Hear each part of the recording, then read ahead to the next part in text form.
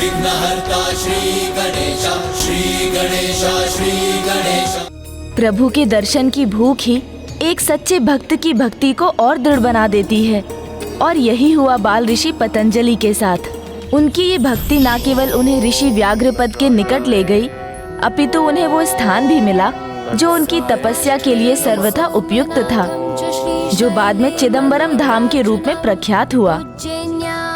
ओम नटराजाय नमः। प्रभु के रहस्यमय आकाश लिंगम के दर्शन पाते ही बाल ऋषि पतंजलि वहीं प्रभु को आनंद नृत्य में देखने का सौभाग्य पाने के लिए कठोर तपस्या में लीन हो गए। और इस प्रकार प्रभु के दो महान भक्त, एक ओर ऋषि पतंजलि और दूसरी ओर ऋषि व्याघ्रपद, एक ही समय पर एक ही पावन धाम चिदंबरम में प्रभु के आनंद नृत्यम को देख पाने की इच्छा से घोर तप करते गए।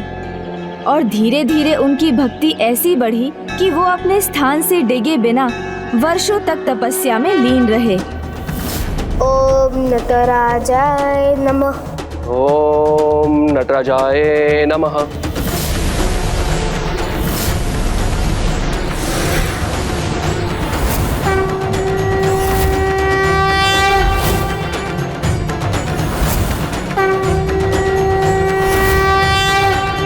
ओम नटराजाय नमः। फिर जब दोनों की तपस्या चरम पर पहुंची तो प्रभु महादेव ने उनकी भक्ति से प्रसन्न होकर उन्हें दर्शन प्रदान किए।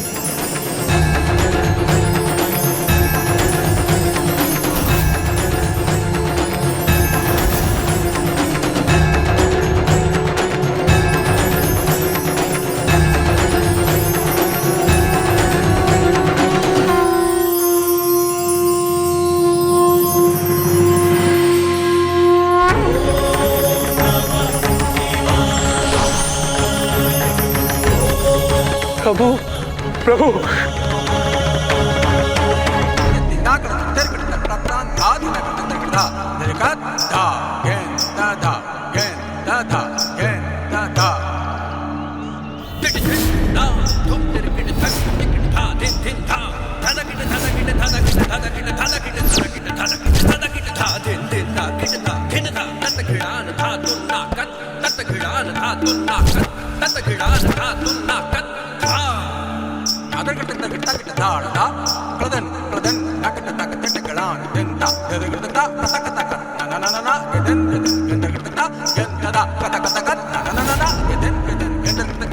सामान्यतः भक्त प्रभु भक्ति में झूमते हैं, किंतु यहाँ तो प्रभु स्वयं भक्त के लिए आनंद नृत्यम की लय में झूम रहे हैं।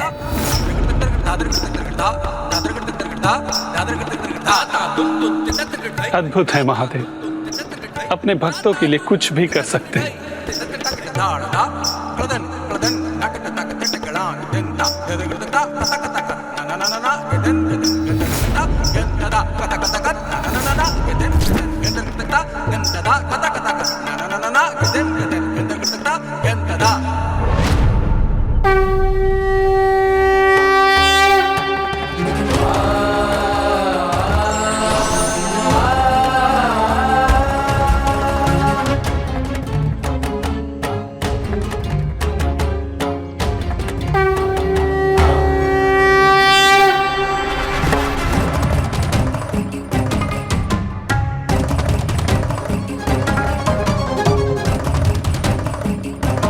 प्रभु, आपकी कृपा से हम धन्य हो गए। आपके आनंद नित्यम के दर्शन कर हमारा तन मन, हमारी आत्मा सभी तृप्त हो गए प्रभु। हाँ प्रभु, भाव विभोर हो उठे हम। हमारा परम सौभाग्य है कि हमारे जीवन का उद्देश्य पूरा हो गया। ऐसा प्रतीत हो रहा है कि हमें मुक्ति प्रदान हो गई। ये आप दोनों की भक्ति की शक्ति है। मैं आप दोनों की भक्ति और साधना से अत्यंत प्रभावित हूँ और आप दोनों को आशीर्वाद देता हूँ कि मैं जब भी नृत्य करूंगा तो सर्वप्रथम आप दोनों को ही उसका साक्षी बनने का अवसर प्राप्त होगा। आज के बाद मेरे प्रत्येक नाट्य नृत्य का आरंभ आप दोनों से ही होगा और मैं आप दोनों को अनुमति देता हूँ कि आज के बाद आप दोनों कैलाश में ही रहेंगे। इतना ही नहीं, मैं आप दोनों को अपना प्रमुख गण नियुक्त करता हूँ।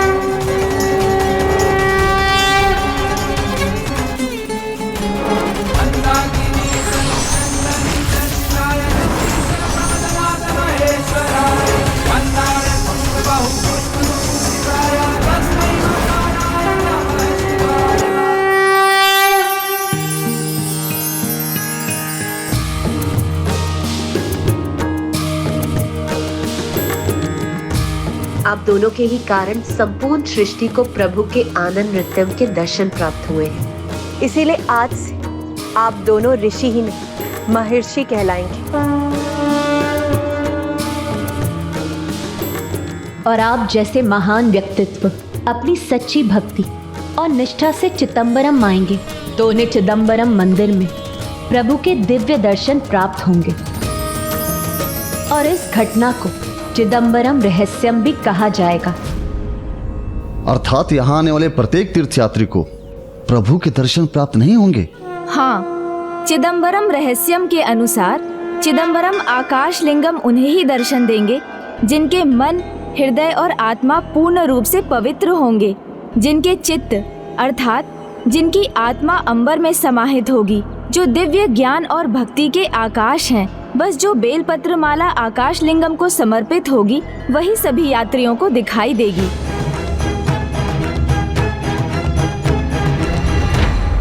दोनों सिद्ध पुरुषों को तो उनकी भक्ति का फल प्राप्त हो गया था, किंतु ऋषि पतंजलि के जीवन का उद्देश्य अभी संपन्न नहीं हुआ था, क्योंकि उनके द्वारा अभी संसार को कुछ और भी पाना शेष था।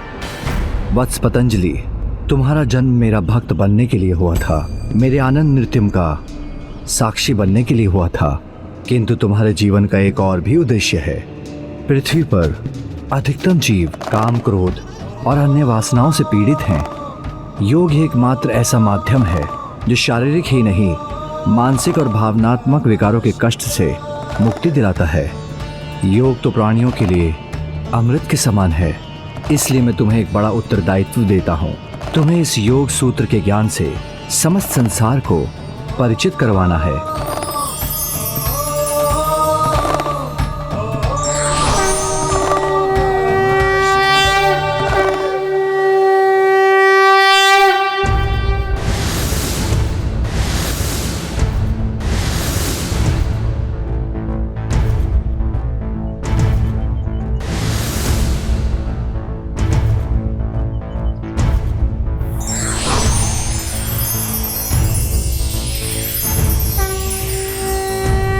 अब इस ज्ञान का विस्तार समस्त संसार में तुम्हें ही करना है। जो आज्ञा प्रभु।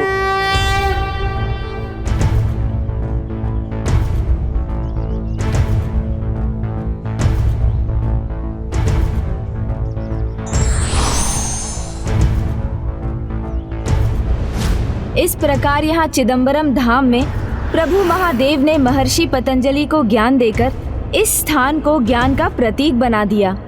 और ज्ञान तो आकाश के समान अनंत अपार है, इसलिए आकाश लिंगम रूप में प्रभु महादेव ने यहाँ वास करना आरंभ किया। किंतु महर्षि पतंजलि ने इन योग मुद्राओं का विस्तार कैसे किया?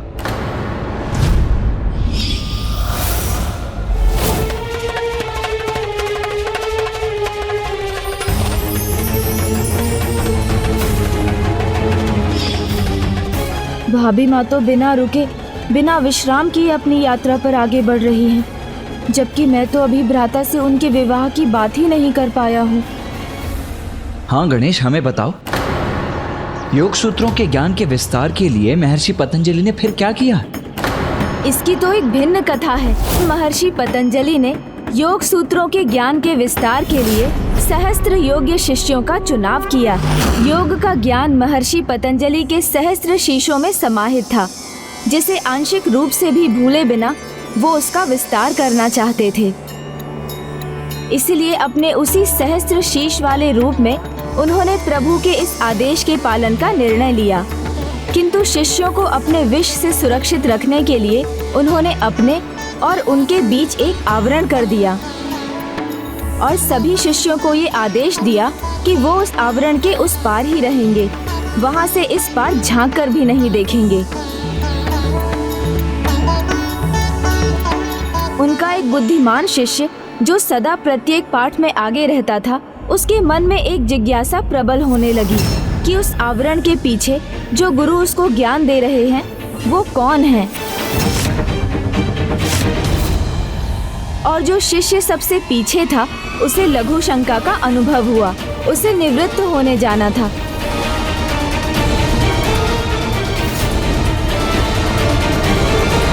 किंतु वो अन्य शिष्यों की ज्ञान प्राप्ति में कोई अवरोध नहीं उत्पन्न करना चाहता था, तो वो अनुमति लिए बिना ही वहां से चला गया। जहां एक और पीछे बैठा शिष्य वहां से निकल पड़ा, वहीं आगे वाले शिष्य से भी अपनी जिज्ञासा को रोक पाना अत्यंत कठिन हो गया और उसने आवरण के पार झांकने का प्रयास किया।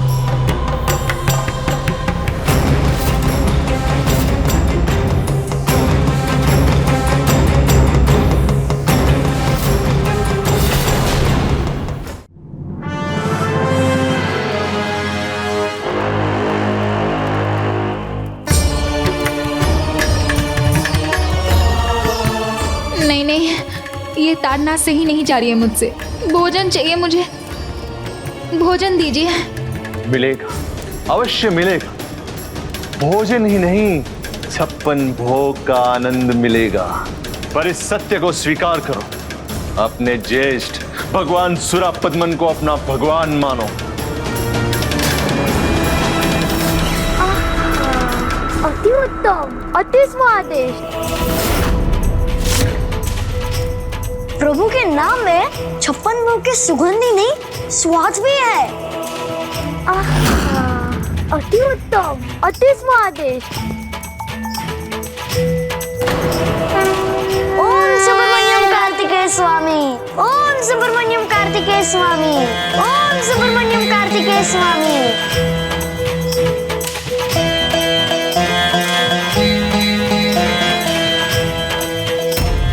अद्भुत।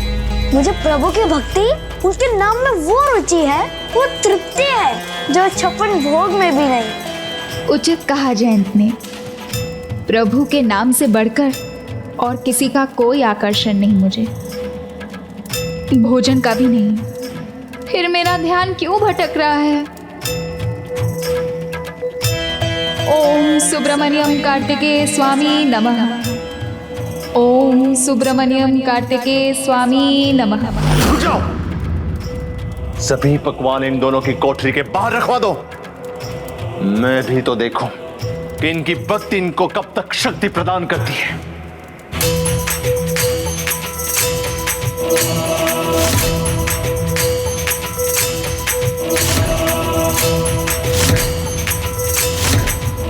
ओम सुब्रमण्यम कार्तिकेय स्वामी।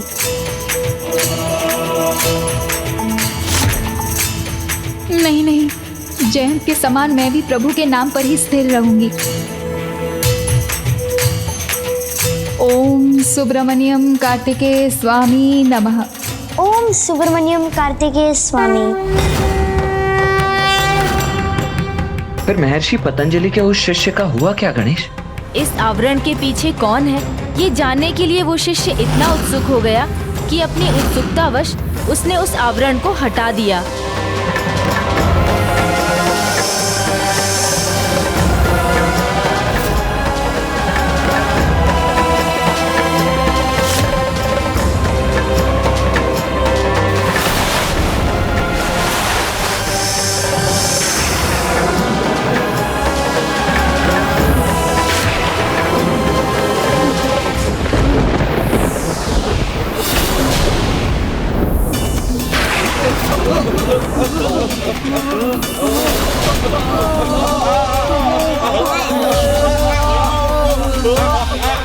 ऋषि पतंजलि के विष के प्रभाव के कारण उनके सभी शिष्यों का प्राणांत हो गया। केवल एक शिष्य जीवित रह पाया जो लघु शंका के लिए गया था। अनर्थ, घोर अनर्थ। मेरे ही विष से मेरे सभी शिष्यों का अहित हो गया।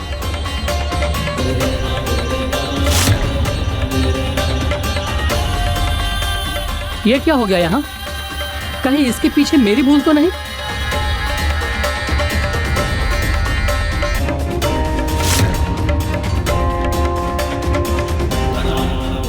ऋषिवर क्षमा, ऋषिवर क्षमा। मुझे ज्ञात नहीं था मेरे उठकर जाने से इतना घोर अनर्थ हो जाएगा। मैं अपने लघु शंका को नियंत्रण में ना रख सका, किंतु मेरे कारण कोई व्यवधान उत्पन्न ना हो इसलिए चला गया। मैं अब किस मुख से क्षमा याचना करूं? नहीं वत्स, यहाँ जो कुछ भी हुआ इसमें तुम्हारा दोष नहीं।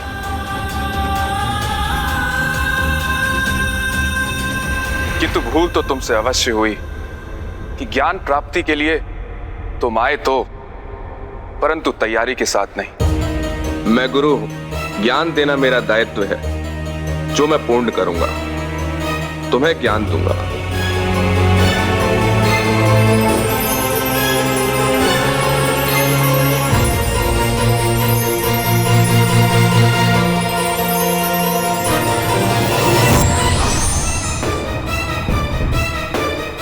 ज्ञान तो मैंने तुम्हें दे दिया, किंतु तुम्हारी भूल के लिए तुम्हें दंडित भी करूंगा, क्योंकि गुरु की आज्ञा का पालन ना करना गुरु हत्या के समान ब्रह्म हत्य पदगम है। इसलिए मैं तुम्हें श्राप देता हूं कि जब तक इस ज्ञान प्राप्ति के लिए तुम्हें कोई योग्य शिष्य नहीं मिलेगा, तुम एक ब्रह्म राक्षस बनकर एक वृक्ष के ऊपर उल्टे लटके रहोगे। किंतु ऋषिवर,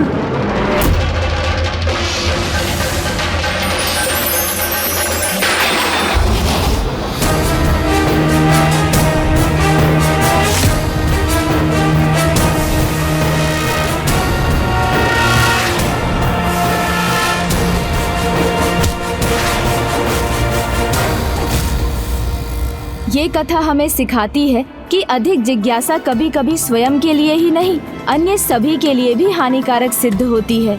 और ये भी कि ज्ञान प्राप्ति के मार्ग में गुरु की आज्ञा की अवहेलना इतना बड़ा दोष है कि वो उनके दिए ज्ञान को भी व्यर्थ कर देता है और गुरु हत्या के अपराध के समान होकर व्यक्ति को ब्रह्म राक्षस बना देता है। तब तो गणेश, उस शिष्य को ब्रह्म राक्षस की अवस्था से मुक्ति इतनी सरलता से नहीं मिली होगी। हाँ भ्राता, वो ब्रह्म राक्षस अनेक वर्षों तक योग्य शिष्य की प्रतीक्षा में एक वृक्ष पर लटका रहा और वहाँ से जो भी जाता उससे एक ही प्रश्न पूछता।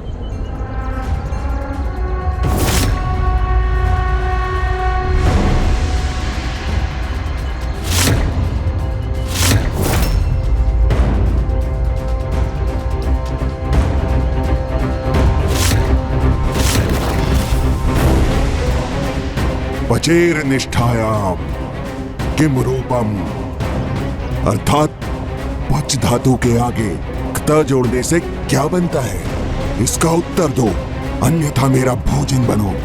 नहीं, हमें ज्ञात नहीं है।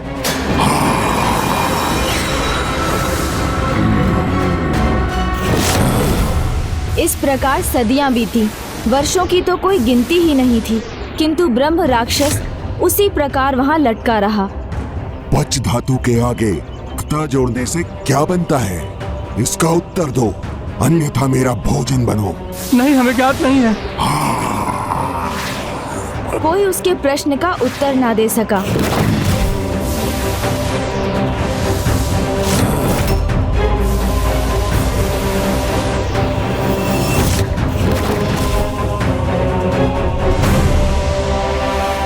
तब ऋषि पतंजलि से अपने शिष्य का दुख ना देखा गया और उन्होंने उस शिष्य को अपने शाप से मुक्त करने के लिए पुनर्जन्म लिया और नवीन रूप धारण कर वो अपने शिष्य को शाप मुक्त करने उसके निकट जा पहुँचे।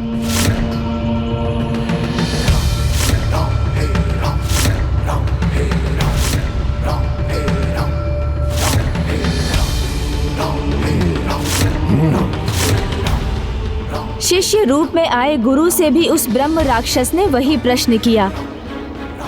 पचेर निष्ठायाम किम रूपम, अर्थात पच धातु के आगे क्त जोड़ने से क्या बनता है, इसका उत्तर दो, अन्यथा मेरा भोजन बनो। पक्वम, पंच धातु में क्त जोड़ने से पक्वम बनता है। अंततः ब्रह्म राक्षस को वो शिष्य प्राप्त हो ही गया जिसकी उसे प्रतीक्षा थी, और ऋषि पतंजलि अपने शिष्य रूप में उसी पेड़ के नीचे बैठकर उससे मिलने वाले ज्ञान को पीपल पत्रों पर लिखने लगे और संचित करने लगे।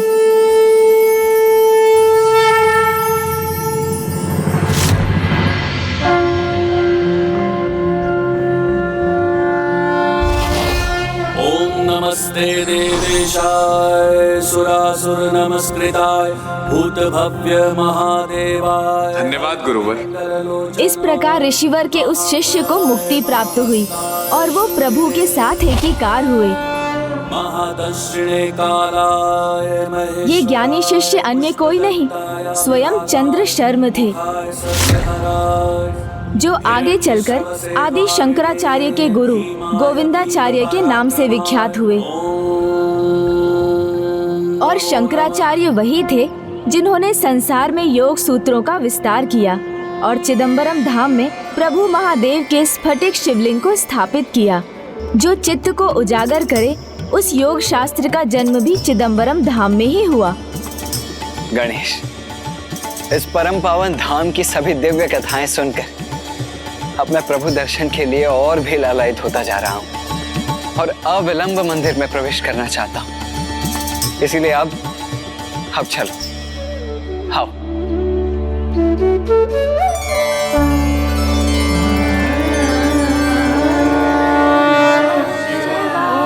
नमः शिवाय, नमः शिवाय, नमः शिवाय,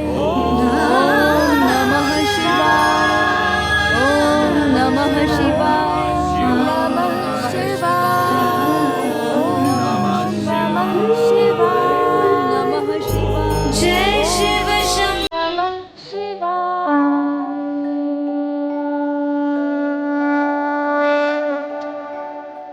केदारनाथ धाम की इस पावन भूमि में आकर मेरा मन आनंदित हो उठा है।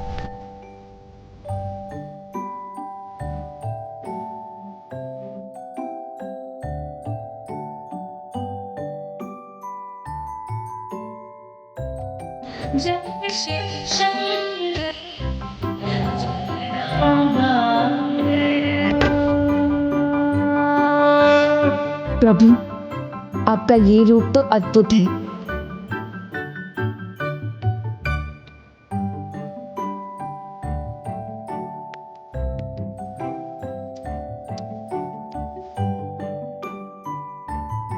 नारियल, अब देखना, जैसे ही कपूर प्रज्वलित होगा हमारे महत्व को मिटा देगा।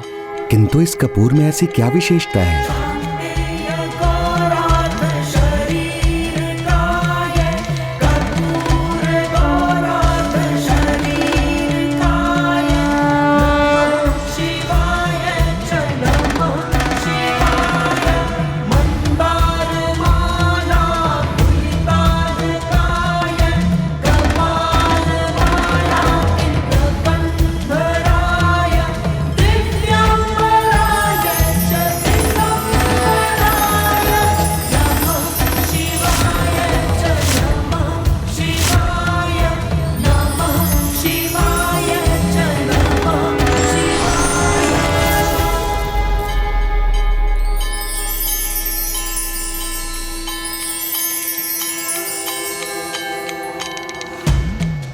प्रणाम प्रभु अर्धनारीश्वर।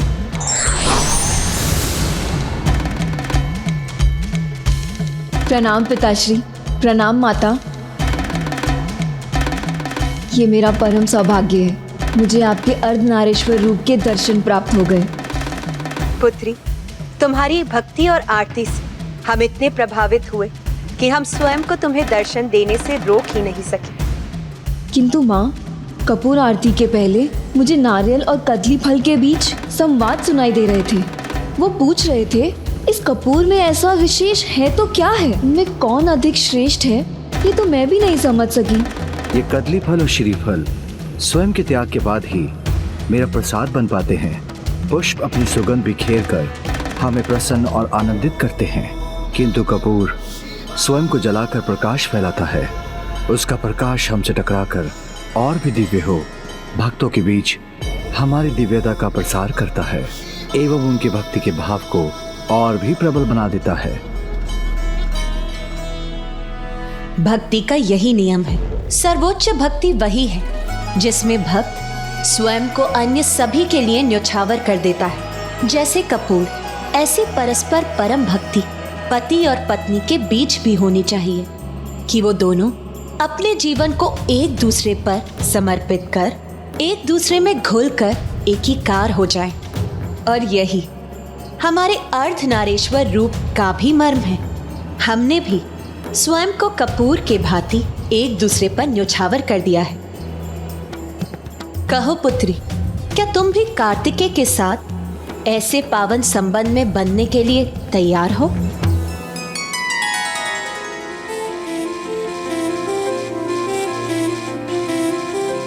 माँ, मैं तो पिछले जन्म से ही इसके लिए प्रतीक्षा कर रही हूँ। मुझे ज्ञात है मेरा इस जन्म का उद्देश्य भी यही है। बस स्वामी कुमार कार्तिकेय मुझे अपनाने के लिए तैयार हो जाए।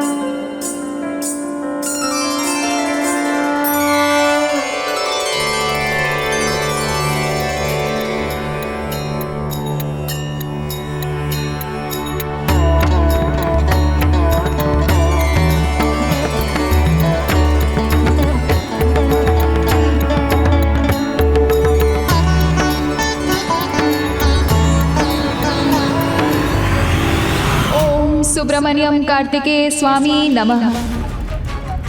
ओम सुब्रमण्यम कार्तिकेय स्वामी नमः। ओम कार्तिकेय सुब्रमण्यम स्वामी।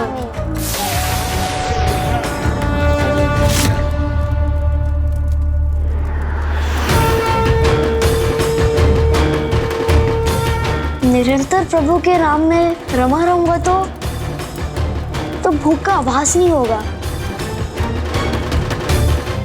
ओम सुब्रमण्यम कार्तिकेय स्वामी। मैं भूखी तो हूँ, किंतु भूख के आगे नहीं, प्रभु के सामने झुकना है मुझे। ओम सुब्रमण्यम कार्तिकेय स्वामी नमः। ओम कार्तिकेय सुब्रमण्यम स्वामी।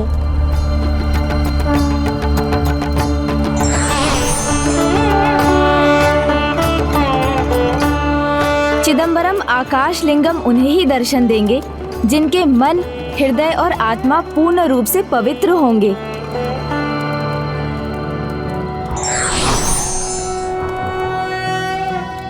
ओम नागेंद्र हाराय त्रिलोचनाय भस्मांगरागाय महेश्वराय नित्याय शुद्धाय दिगंबराय तस्मै नकाराय नमः शिवाय।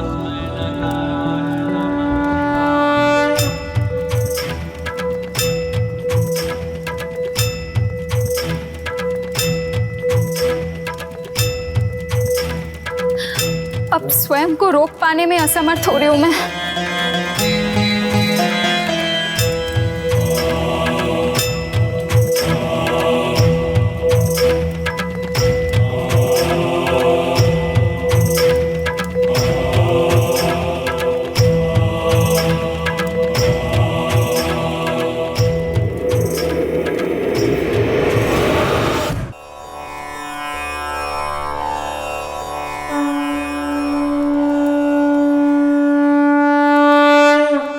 सुब्रमण्यम कार्तिकेय स्वामी। ओम सुब्रमण्यम कार्तिकेय स्वामी। ओम सुब्रमण्यम कार्तिकेय स्वामी नमः। कुछ तो हो रहा है जो मेरी इच्छा के विरुद्ध है। ओम कार्तिकेय सुब्रमण्यम स्वामी। ओम सुब्रमण्यम कार्तिकेय स्वामी नमः।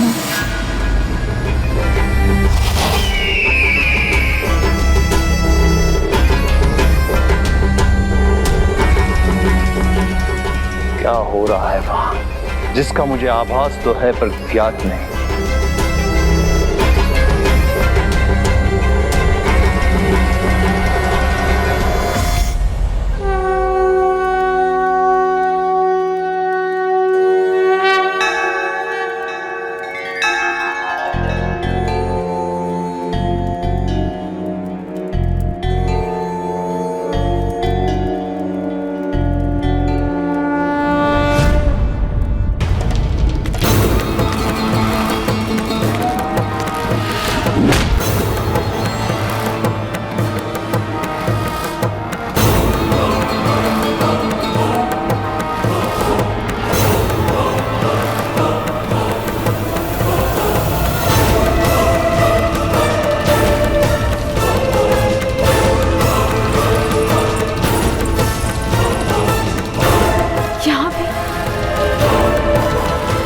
राष्ट्रद्रोही बालक यहाँ पे कैसे?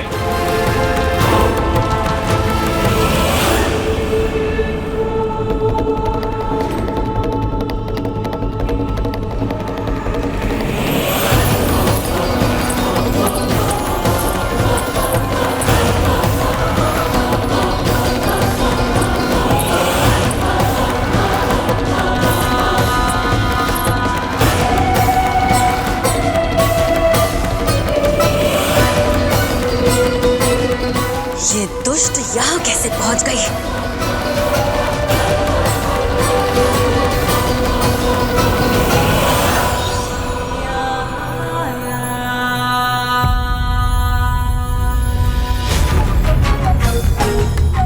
आश्चर्य, तुम यहाँ?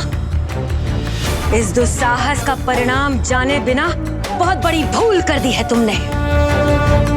इस भूल का बहुत बड़ा दंड दूंगा मैं तुम्हें, पर किंतु ये यहाँ पर पहुंचा कैसे?